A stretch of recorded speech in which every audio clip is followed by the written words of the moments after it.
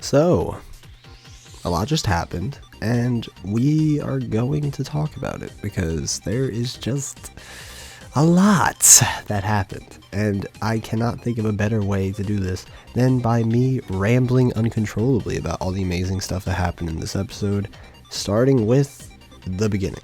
Hopefully you strap in or something because this is going to be a really long one. I haven't even really started recording yet, but I can already tell this is going to be minimum 30 minutes to an hour, so strap in for this.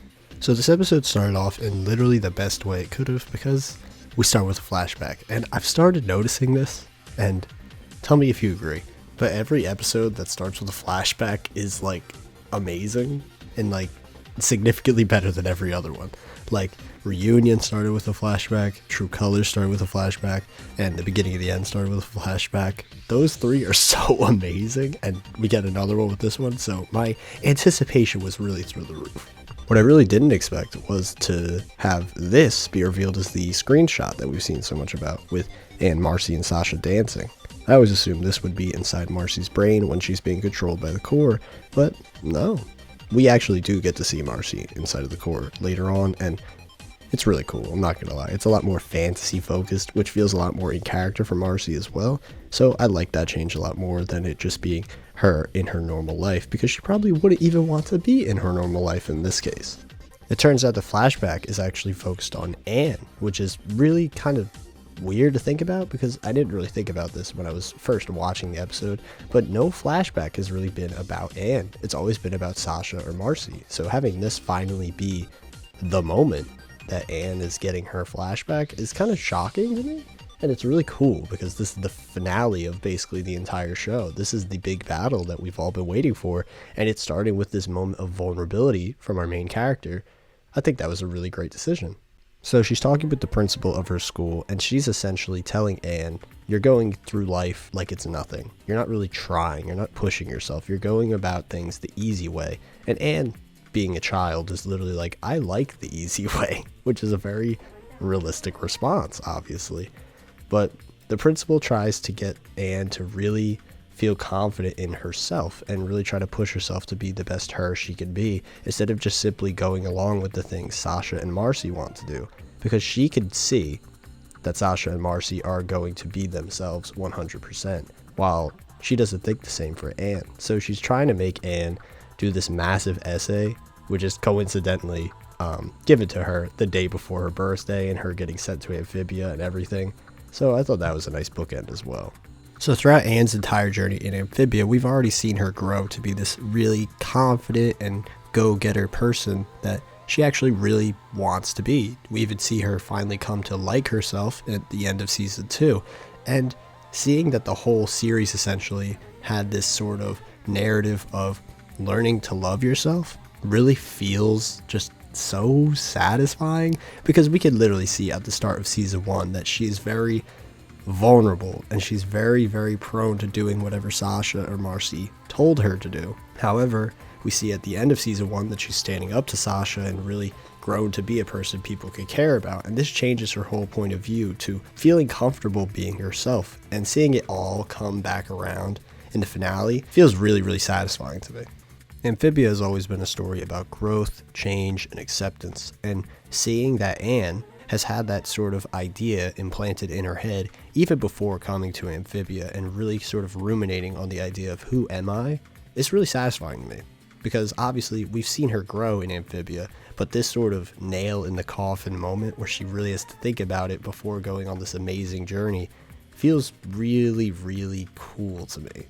So we're already 4 minutes in the video. I definitely did not expect to be talking about character themes and all that sort of stuff yet, but here we are. There's just a lot of stuff going on, and I'm probably going to get back onto this concept later on during her fight with Andrias, which was also really, really cool, and I loved that fight. It was amazing. But we'll get more into Anne's sort of thematic journey when we get into that to show her duality with Andrias. So I got minimum 30 points on the notes next to me, so I'm just letting you know this will be a long video, and let's just get into it, because this is just going to be a fun time for me and for you. The first thing that happens in the episode is obviously we get to see the continuation of Andrias and the Corps invading the Earth. However, I did not expect Mr. X and the government to show up literally immediately to stop them. That was something really, really cool, and it goes to show that the Boonchoys actually did tell the government everything, and now they have some kind of idea of what's going on. Obviously, the Boonchoys didn't know everything, but you know, they helped. And Mr. X is now working with Anne and the squad, which is really cool for me. Their last confrontation being focused on working together and teamwork being the most powerful thing is really cool now that Mr. X is working with Anne.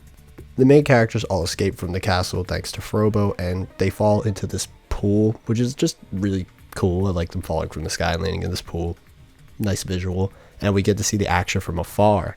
Now, here's where things get really interesting, because Hop Hop has a very shocked expression when he sees the two massive herons. Instantly, I was like, no way this is happening right now. And those two herons are the same two that killed Polly and Spring's parents. And I was just like, yes, trauma. I love this. So we get to see some family trauma from Hop Hop, Polly, and Sprig a lot this episode, and it's amazing. It's so good. Usually I'm used to the trauma being around the three main girls, but no, this is a very welcome change of pace, and I am very much a fan of this. The main group gets back to the action and are actually getting attacked by these same heron creatures and robots, but Mr. X and Anne's parents come in to save the day, and I'm just like, yes, they're working together, and they got this really cool power armor stuff, and Anne's mom is this stupidly huge gun. It's really great and cheesy, and I cannot wait to see them kick some butt. So they're deciding to find out where exactly would be a safe place to hide and like sort of come up with a plan, and the first place that everyone thinks of is the school that they went to. And it feels like that's another really cool bookend, because obviously the whole journey started with these three girls in school, and they're going through all their BS and drama, and now they're going back there, totally changed, totally different, and seeing all this stuff really come to an end. It's kind of crazy.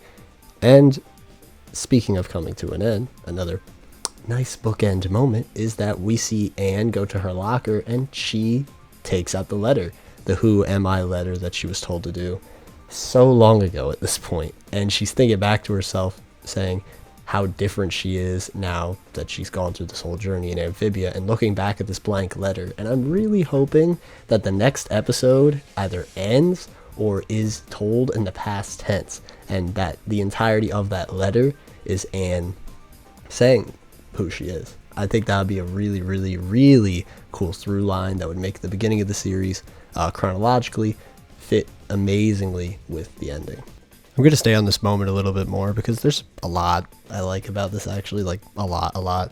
Sasha talks about if it's even possible if they could win because Marcy would know everything, but Anne says something really great and ties really well into this letter. She only knows about the old us, so she has no idea what we're really capable of now, and it was just so satisfying because it's so true. They've grown so much and they've become such better people, and Marcy obviously is kind of struggling in that department right now because she can't really do anything, but hopefully this is sort of the thing they need to actually save Marcy. And we get this amazing transition where Anne shuts her locker with the photo of them, and then we cut back to a bunch of grids starting, and we get to see Marcy in the core. So there's a lot here. Marcy has just been doing these puzzles, unknowing of how much time has passed, which I think is insane. And now she's finally meeting Andrias' dad. We already know how much of a scumball this dude is, and now we're seeing him still be a scumball this whole time. And since he's also the main person who has been speaking through Darcy as well, it's nice to see that he's sort of getting humanized in a weird way. And we get to see Aldrich turn the entirety of the core into this fantasy world that Marcy has always wanted to go to. I think it's really sick. And Marcy, unknowingly, obviously, is just like, oh, I'm forgetting something. And Aldrich is just playing into this fantasy more and more, trying to ensure that she stays totally unaware of everything that's going on. And it is just so painful because Marcy's like, oh, duh, I forgot my map, yeah. And it's just so sad. I'm just like, please, you gotta stop this now, please. We cut back to our cast of heroes to see that Frobo is now completely upgraded with a nice pink and purple color scheme, and we even get an in-joke that RuPaul obviously cares about this as well, but the thing that's clearly more important is that Sprig is holding the letter from Leaf. The ultimate Chekhov's gun of this letter is going to make Andrias have a total mental breakdown, but the thing that I personally liked a lot more with this scene is Sprig being unable to accept that Anne is going to be gone and he might never see her ever again.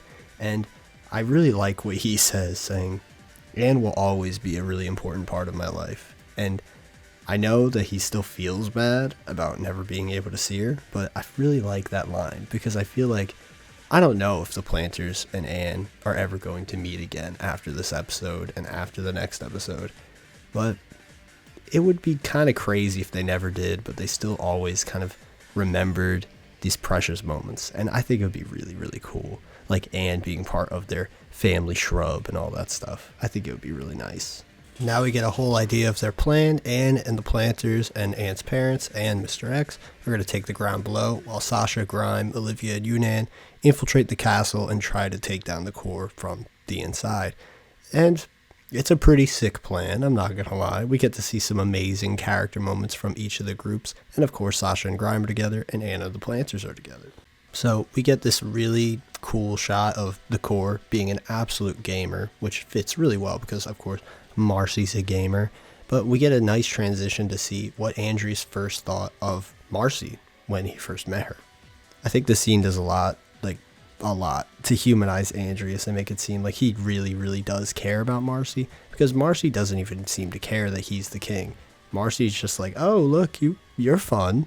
And this really allows Andrias to open up and not act like the king, but like Andrias.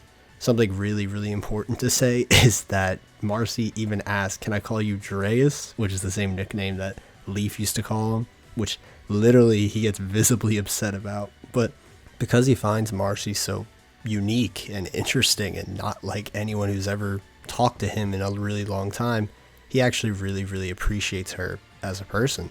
But this nice moment is cut short when the core forces themselves onto Andrias and makes them essentially try to kill Marcy, which he does not want to do at all. Instead, he spins it in a way where he can manipulate Marcy to bring the friends closer, and the core actually finds that so menacing and evil that his dad is finally proud of him. And there's a really cool menacing shot where it shows his dad, who's always had his eyes covered for most of its design, with multiple eyes just like the core. I think this design is incredibly creepy, and it actually had me pretty shook the first time I saw it, I'm not gonna lie. Then we get another transition back to reality to see that Andrias still has that thing that Marcy gave him from the first time they ever met, and it's just so painful. Like, man, he clearly cares about people, but he's being forced to be such a terrible person by the core. It's just such a shame. We cut back to a lot of the action on the ground with the Planters, and we get back to my favorite little thing with the Planters this episode, which I'm going to call Heron Trauma. And personally, I love that every single member is so uncomfortable about this. It is amazing. Like, it is so insane. They can't even walk or really do anything. They are so shook, and it's just like, whoa. Sprig, who is literally helping Anne effortlessly take down a bunch of robots, is now cowering in fear, and Anne is the only person who can really break through them, and it's so great. Now we get to cut back to Sasha, Grime, Olivia, and Yunnan breaking into the castle, and one really small thing, I love that Joe Sparrow is the one that does this, because Joe Sparrow was obviously Marcy's sort of steed in Amphibia, so I feel like that was really satisfying and small little detail. We get another absurdly great transition with the laughing robot that hunted Anne throughout most of this season back to the core. And we get to see Marcy further being fed lie after lie after lie from Aldrich, trying to ensure that she actually starts to love the core. She wants to stay here. She thinks everything she could want will be fine if she stays here, especially with her fake friends Anne and Sasha. I think this is a really cool thing to use these old designs as well and not their designs from Amphibia, because of what Anne said earlier about the old Anne and Sasha and not the Anne of Sasha that have grown so much in Amphibia. Marcy is driven even further into this fantasy land through the use of these fake Anne and Sasha clones, and they get a whole redesign, obviously based off of Zelda and Fire Emblem, but sadly I can't really tell what Marcy's is, I'm not gonna lie. Something I really liked about this little moment right here is that the clone of Anne is sort of leading Marcy along, so she doesn't suspect the thing, and I'll get back to this moment later, but I just thought that was really, really cool. We cut back to more Heron trauma, and personally, man, I know I keep saying it's great, but it is so great. Like, Hop Hop, Sprig, and Polly, obviously, great characters, amazing. But I felt like there's been a lack of urgency of them in the story for a really, really long time, ever since Season 3 really started. So having this really grounding human moment for them is so satisfying. And this moment's just so earned. Like, I can't get enough of this, because obviously Anne has been introduced into their family, and Anne tries to bring them together like, no, we could do this. We could do anything if we work together. Kind of cheesy, but it's very nice to hear. And Hop Hop sees that Anne's parents are in danger, so I'm just thinking, oh my god, it's just like the same scenario. Hop Hop seeing some parents get in danger. Is he able to do anything? I don't know. Anne is pretty scared in this moment, but the planters step up. They take Frobo, they take down the Herons, and it is so satisfying, because they even said, if you think we're going to let you take the only family we have left, you got another thing coming. And it's just like, yes, so satisfying. The action scene where they take down the Herons too is also really cool. I actually really like it a lot. I was worried it was just going to be another like Star Wars reference or something when they started doing the wire around the legs, but then it started flying away, and I'm like, what a great subversion. I really enjoyed that. So the Herons all lose their mind control from Andrias, and the planters start doing the planter family dance, and it's all of them together too. It's not just Sprig. We get to see Hop Hop do it. We get to see Polly do it, which is very strange because her legs are incredibly small. But you know what? It was really cool to see them all do it together. And then the Herons start working for the planters, which is just really cool to see, because instead of just having it go away, they're using it to their advantage. So the trauma that they've had from these things for so long is kind of just transitioning into something completely different. So here we are. We're halfway through this episode, and I'm not gonna lie, at this point the video is gonna get really, really long, because there's a lot of stuff in this last half. So if you need to take a break, get some water, some snacks, do that. Obviously you could carry this on the way, but just letting you know, I'm gonna get kind of rambly at this point, because a lot of amazing stuff happens and great character moments and all that stuff. So yeah, just keep that in mind. I feel like I'm gonna skip around a lot, so I'm going to very adamantly look at the notes that I have on my screen right here, so I can really just get in depth with the nitty gritty of everything that goes on in this last 20-minute span, because oh my god, there's a lot. So the Corps sees that Anne is really causing a ruckus and forces Andrias to go down to fight Anne, while the Corps has to battle with Sasha and Grime in the main control room. Now there's a lot here that I really enjoyed. I love how manipulative the Corps is trying to be, just like in the last episode, but Sasha is totally not buying this crap this time. Grime even backs up on this, saying that Sasha's the queen of manipulation, so she can't be manipulated, and I thought that was really funny. And Sasha puts the final nail in the coffin, saying, I don't care what Marcy thinks about me or what you have to say, I'm just saving her because I want to. It was so great. The Corps then pulls out this massive scythe, and we get literally one of the best shots in the entire show, in my opinion. We get this insanely dramatic shot of Sasha, Grime, and the Corps clashing against each other. They're really, really well lit with this massive red scythe that the Corps is using, with a bunch of lightning strikes coming out of it. I don't know, I just think it's really, really cool, and I thoroughly did not expect something as dramatic as that to show up, besides like a silhouette shot or something like that. But luckily the show pulls through even further, and there's a bunch of great silhouette shots as well, but we'll get into that when they show up. And now we're getting to the other massive fight of the episode, Anne versus Andrias, and there is a lot to talk about here, so let's get right into it. Andrias calls out Anne right at the start, saying, I'll call off the entire invasion if Anne beats me in single combat, which obviously is not what the Corps wanted, but it's something only Andrias wants, because he wants that validation of, I'm going to take you down. There's a bunch of really great stuff in here, showing Andrias really struggling to control his emotions and really just do what he wants rather than just following the Core's instructions, especially since at the start of this entire thing, the Core even says, if you don't take her down, there's no way you're ever going to join us up here. The planters tell Anne that she shouldn't do it and that it's too dangerous, it's a trap, but Anne says, it's something I have to do. And she does a really great scene where she pulls out the who am I letter again and thinks about who she used to be, saying, I used to do things the easy way. I used to just let people walk all over me. Maybe that's because I didn't really love myself. And it was just really powerful for me. I really, really enjoyed it.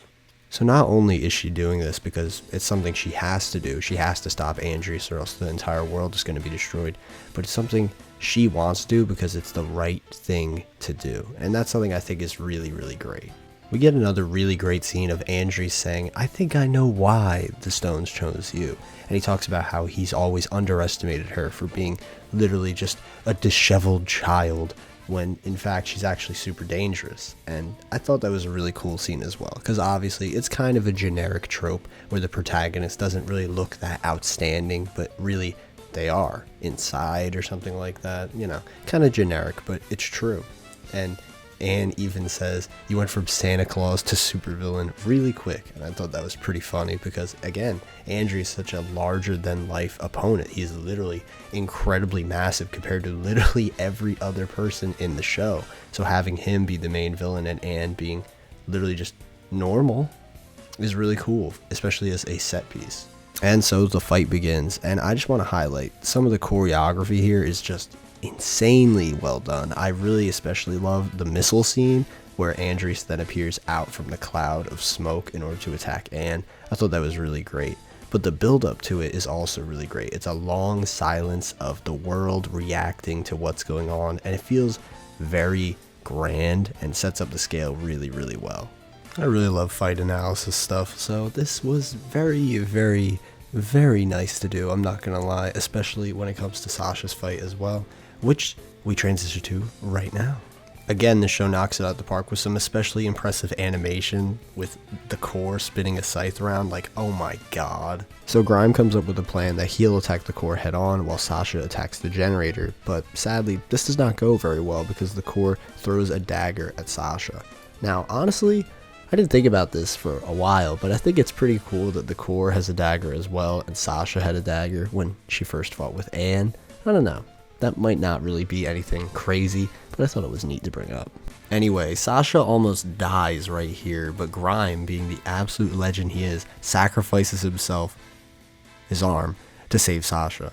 So this was probably the moment that I was the most shook by. Like, on first watch, I was like, oh my god, Grime just died. But luckily, he didn't. And he gives this amazing speech about how Sasha has changed his life forever, thanks to her being a part of his life, and that she can do anything because she changed him to be a better person. And it's just like, yes, this is such a great culmination of their character and bonding. It's just like, this is perfection right here.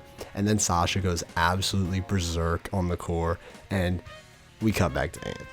Like, I don't think I can express this enough, but every scene has like a really good transition, I feel, and it's way more noticeable than it's ever been before, and that goes to show how much effort they've really put into this finale. We get some more action from Anne and Andrias, and it looks really, really awesome, but we get a lot of cool thematic back and forth between the two, saying you should just let go of everyone because they'll all abandon you eventually, when Anne says, oh, just give up like you. It's so great. I love this intense sort of mental battle along with the actual insanely dynamic physical battle going on as well. Anne is essentially calling Andrias out, saying for thousands of years you have to be holding yourself back, you have to be following orders, you have to be hating yourself. And then she says that must have been hard, and it's just ridiculous how much she's calling Andrias out like it's nothing. Like, literally, Anne is being more emotionally intelligent than someone who's almost 1,000 years old, and it's just ridiculous. However, this causes Andrias to absolutely lose his mind, and he knocks Anne straight into the building, and knocks her out of her powers. It seems like all hope is lost, but they have some cool idea of making sure that Anne knows that they care about her. So Mr. X has a message playing that shows Anne's family and the planters cheering for Anne and having the entire city get on board as well. And the way they go about it is also by playing Anne's favorite song, which just so happens to be the song from the start of the episode. Anne gets her power-up moment and goes back to back with fighting with Andrias and actually gets a lot of hits in. But the thing that makes it just amazing to me is just the amount of effort put into this little sequence right here, plus this transition to Sasha. It's just amazing. The Corps uses some simulation trick to try and get Sasha to attack Anne and Marcy, but clearly she's not buying this and thinks it's just some silly trick. However, Sasha dies right here. She doesn't die, but oh my god, she has this massive scar in her back and it's bright red. It's just ugh. Honestly, how is this allowed? I'm shocked that this episode didn't have some scenes might be a bit intense for some younger viewers. This is insane. Anyway, while Sasha's dead on the ground, we get another insane transition of the Corps laughing to Marcy laughing in her simulation. This is another one of those scenes where I'm just going to be like, there's a lot here that I want to talk about. So the Anne and Sasha clones are saying that they want to do whatever Marcy wants to do. And this sort of triggers Marcy to thinking back on True Colors and how her friends were very annoyed with the decisions she made. And then she starts breaking down, saying, this isn't real. The real Anne and Sasha don't want what I want. And it hurts, but leaving them here in this fantasy land is wrong. And it's just oh my god. There's a lot to unpack there. Aldrich then gets really, really annoyed with Marcy saying, we gave you your friends, we put you in this fantasy land, why won't you just become a part of the Corps? But Marcy rejects him, saying, I started this whole mess because I wanted to escape that reality, which is obviously her parents separating her friends from her, but I won't run away from it anymore. And then Aldrich gets rid of the entire fantasy setting and puts her in this random, endless void, saying, you'll be assimilated eventually, and you'll lose your personality and everything. However, in the middle of this endless darkness, she pulls out the photo of her, Sasha, and Anne, and it is a light, literally in the darkness, and she says, I believe in you. And then we do this amazing transition from pure darkness to the sun of the outside world. Again, this scene is a lot. I actually really, really enjoyed this scene, and I think it does a lot for Marcy's character, and I think that this is the moment of growth that she needed, that I was really trying to say that she needed to have in either the final episode or this one, and I'm really happy with it because it goes to show how she's realized and she's accepted that what she's done is wrong, but she's willing to accept it and move on.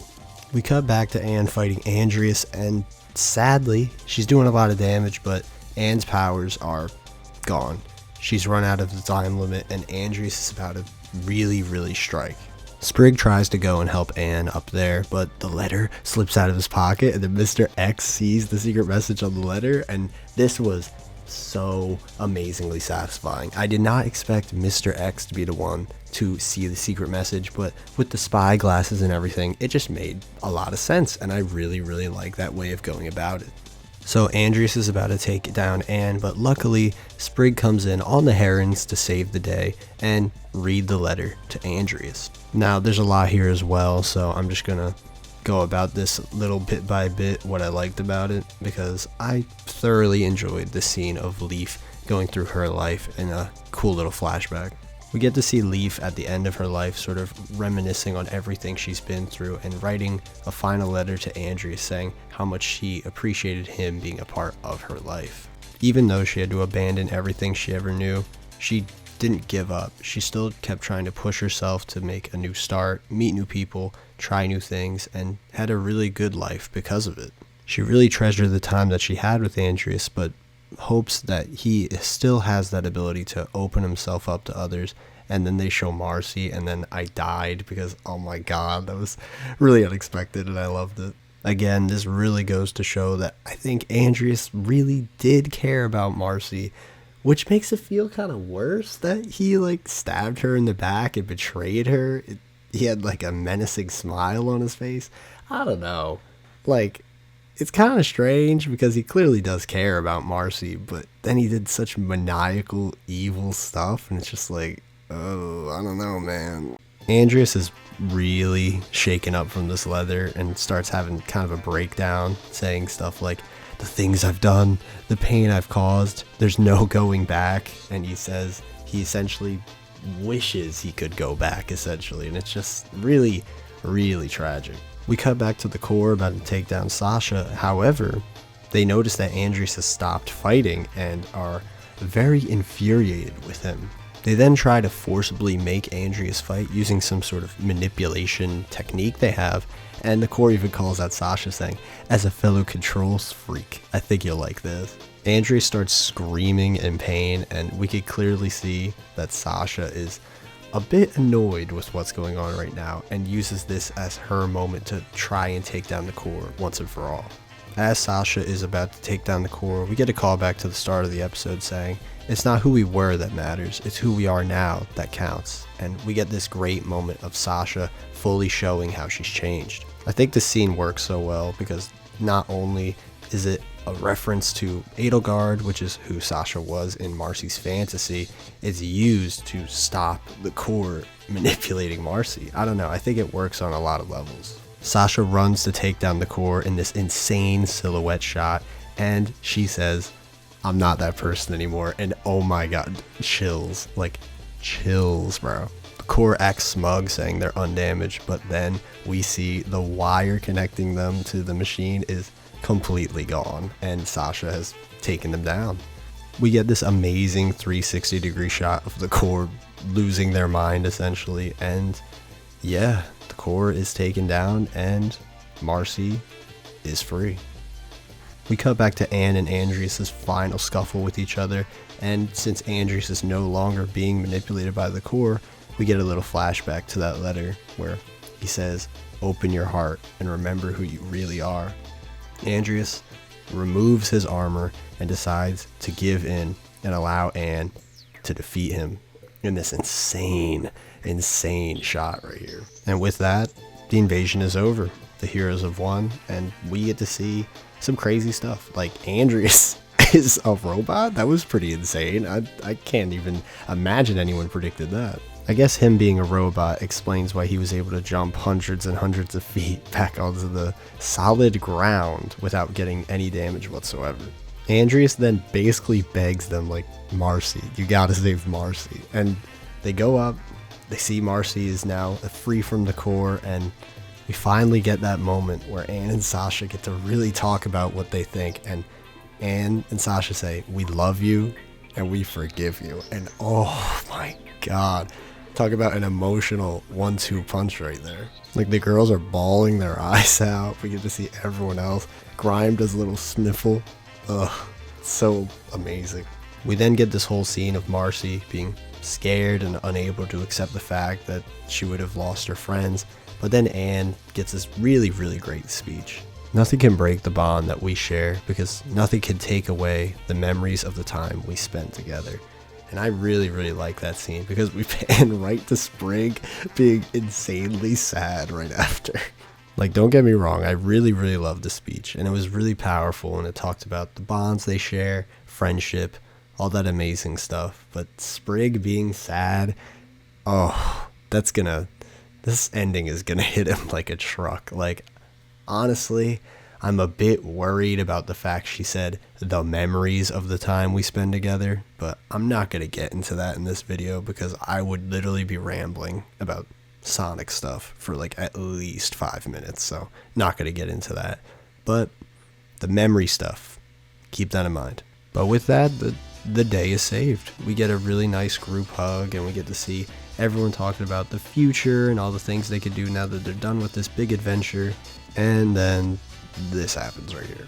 So yeah, the core is still alive, and we don't really know what's going on with it. I don't really see how the core would be able to travel to worlds without a host or anything. So based off of the promo from the next episode, I'm just assuming they're out for pure vengeance against Anne, Sasha, and Marcy. Without knowing the core is alive though, the three head back to Amphibia to make sure everything is safe on the other side. And something I really want to talk about here is I am very happy the troops are still fighting. I was pretty pissed when they stopped because it didn't really make much sense for their motivation, but very glad they're still fighting the good fight. The world of Amphibia now knows that the heroes have won, everything's fine, and we get this cool scene of Marcy geeking out over the idea of them being in a prophecy. And then we get this really nice scene of Sprig talking about if the relationship between Anne and him will change now that everything is different now that the world is saved. And then we get this. Then we get the moon falling. This is literally the best possible outcome for the finale, even though everything is saved. No, everything is still doomed to absolute death and destruction. I cannot believe what's happening right now. So, little Sonic Ramble right here. The three of them, they're gonna use their powers to stop the moon. It's like the Space Colony arc. I knew it. I'm so happy this is happening. So, very happy with this outcome right here. And yeah, that was all in. Genuinely, probably my favorite episode of the show at this point.